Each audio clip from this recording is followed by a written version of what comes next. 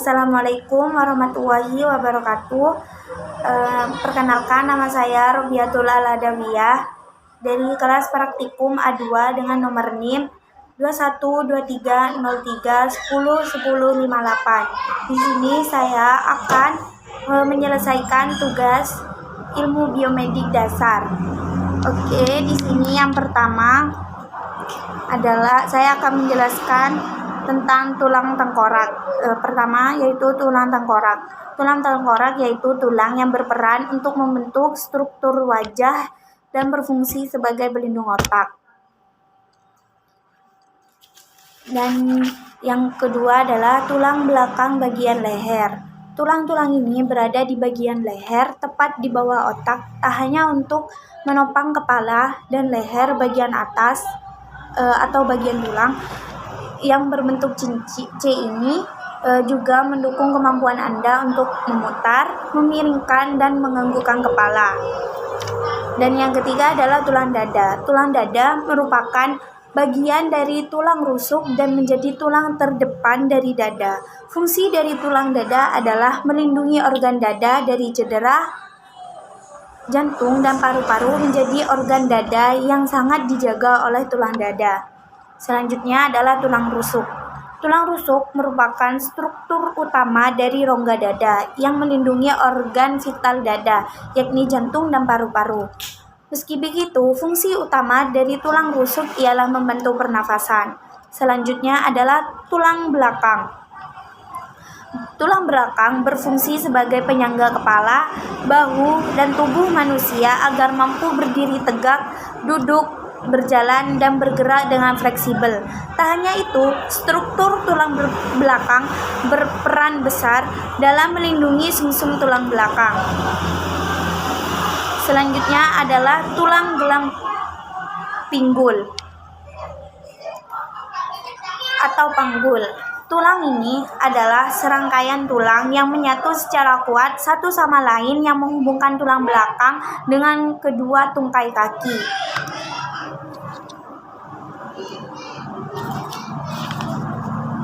Selanjutnya adalah tulang kelangkang. Fungsi dari tulang kelangkang ialah sebagai penanggung berat badan bagian atas ketika kita duduk atau berdiri. Letak tulang ini berada di belakang tubuh. Selanjutnya adalah tulang ekor yang merupakan pangkal tulang belakang.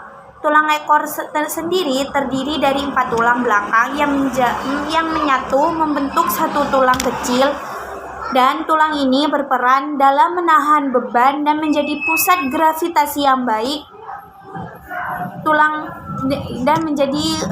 gravitasi yang baik. Dan selanjutnya ialah saya akan beralih kepada daerah tangan, yaitu tulang pergelangan. Nah, tulang pergelangan berfungsi sebagai penghubung antara tulang tangan dengan tulang lengan bawah. Selanjutnya adalah fungsi dari tulang telapak tangan. Tulang telapak tangan secara umum adalah untuk memberikan songkongan dan fleksibilitas pada jaringan lunak atau otot tangan. Tulang telapak tangan terdiri dari tulang karpus, metakarpus, dan falang. Selanjutnya ialah tulang jari. Fungsi dari tulang jari adalah memberi struktur pada telapak tangan Anda. Setiap tulang jari terdiri dari 3 tulang pembentuk dan hanya ibu jari yang memiliki 2 tulang pembentuk. Pada tulang jari terdapat 3 sendi yang memungkinkan jari untuk menekuk dan merenggang ke satu arah. Selanjutnya saya akan beralih ke bagian kaki, yaitu tulang paha. Tulang paha atau femur adalah segi tubuh paling akbar atau paling besar dan tulang sangat kuat pada tubuh manusia. Ia menghubungkan tubuh segi pinggul dan lutut. Selanjutnya adalah tulang tempurung lutut. Fungsi dari tulang ini adalah untuk melindungi persendian lutut. Selain itu, tulang ini memiliki fungsi sebagai penyambung otot paha bagian depan dengan tulang kering. Selanjutnya ialah tulang betis. Fungsi dari tulang betis adalah sebagai pelindung kaki dari benturan maupun hal lainnya. Dan selanjutnya adalah tulang kering. Fungsi utama dari tulang kering sebagai penyambung antara lutut dan pergelangan kaki. Adanya tulang kering akan membantu pergerakan pada pergelangan kaki menjadi lebih baik dan optimal. Dan selanjutnya adalah tulang selangka.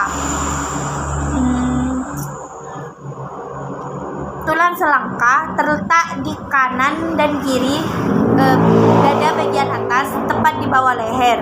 Bentuk tulang ini adalah memanjang dan posisinya melintang, menghubungkan tulang dada dengan lengan. Salah satu fungsi penting tulang selangka adalah menopang lengan agar bisa bergerak secara leluasa.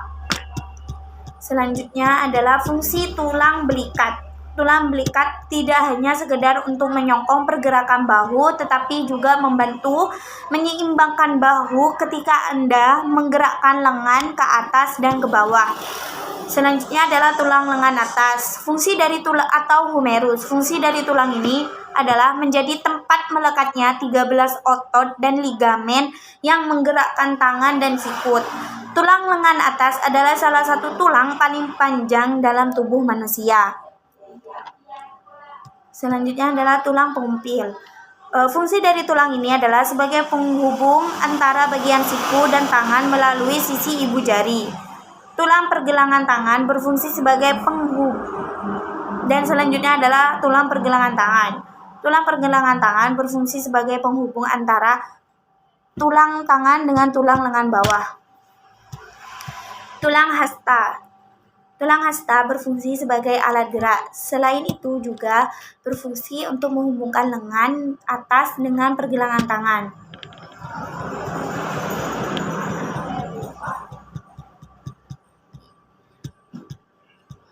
Tulang pergelangan kaki. Manfaat dari tulang ini adalah untuk berjalan, berlari, melompat, ataupun melakukan tindakan lain yang melibatkan gerakan kaki. Selain itu, tulang pergelangan kaki fungsinya untuk menjaga kestabilan tungkai bawah tubuh. Tulang telapak kaki berfungsi untuk aktivitas bergerak manusia seperti berdiri, berjalan, dan bergerak ke tempat lain. Dan yang terakhir adalah tulang jari kaki yang berfungsi untuk menjaga keseimbangan tubuh. Selanjutnya di sini saya akan menjelaskan tentang otot manusia. Yang pertama adalah otot orbicularis oculi. Otot yang bertanggung jawab untuk menutup mata, baik secara lembut maupun ketika kita menekannya dengan erat. Untuk membuka kelopak mata, otot orbital bekerja bersama dengan otot pengangkat kelopak mata atas, yang merupakan bagian dari otot bola mata. Selanjutnya adalah otot deltoidus. Adalah otot yang membentuk struktur bulat pada bahu manusia. Dinamakan deltoidus sebab bentuknya mirip seperti alfabet Yunani, yaitu delta atau segitiga. Otot ini sering digunakan untuk melakukan suntikan intramuskular. Selanjutnya adalah otot triceps brachii. Otot ini berfungsi untuk menahan beban lengan pada sendi bahu dan ekstensi sendi siku. Khusus pada caput longgum dapat melakukan aduksi sendi bahu. Dan selanjutnya adalah otot rectus abdominis atau six pack. Adalah otot perut yang paling dikenal. Tak seperti namanya, otot ini terdiri dari 8 segmen yang dipisahkan jaringan konektif tebal yang disebut fascia. Dengan membantu menetralkan tarikan otot yang meluruskan punggung bawah, rectus abdominis menjaga tulang belakang Anda tetap stabil.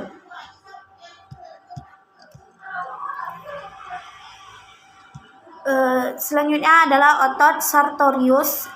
Otot ini adalah jenis otot manusia yang terpanjang. Otot tipis panjang yang membentang sepanjang paha atas selalu menyilangkan kaki ke bagian dalam lutut. Fungsi utama dari otot ini adalah fleksi dan aduksi lutut. Selanjutnya adalah otot vastus lateralis adalah uraian origo, insersi, aksi atau fungsi saraf dan arteri pada paha atau pinggul manusia. Otot ini akan berfungsi dalam membantu manusia dalam membentuk sebuah gerakan fungsional yang dibutuhkan oleh tubuh dalam membentuk sebuah gerakan yang akan membantu aktivitas dari manusia, seperti halnya dalam melakukan kegiatan berjalan maupun berlari. Selanjutnya adalah otot femoris rectus. Adalah salah satu dari 4 otot paha depan, letaknya di tengah bagian depan paha. Otot ini bertanggung jawab untuk ekstensi lutut dan pinggul dan paha fleksi. Otot ini adalah otot utama yang dapat melunturkan pinggul. Selanjutnya adalah otot vastus medialis. Adalah uraian dari origo, insersi fungsi saraf, dan arteri pada paha atau pinggul manusia. Otot ini akan berfungsi dalam membantu manusia dalam membentuk sebuah gerakan yang dikehendaki manusia melalui otot sesuai dengan fungsi yang dihasilkan oleh otot ini. Selanjutnya adalah otot gastrocnemius, merupakan otot yang terletak paling luar pada betis sehingga rawan cedera, terutama pada atlet yang lebih tua. Otot lain yaitu otot soleus terletak lebih dalam posisinya sehingga lebih jarang mengalami cedera. Fungsi kedua otot ini hampir sama.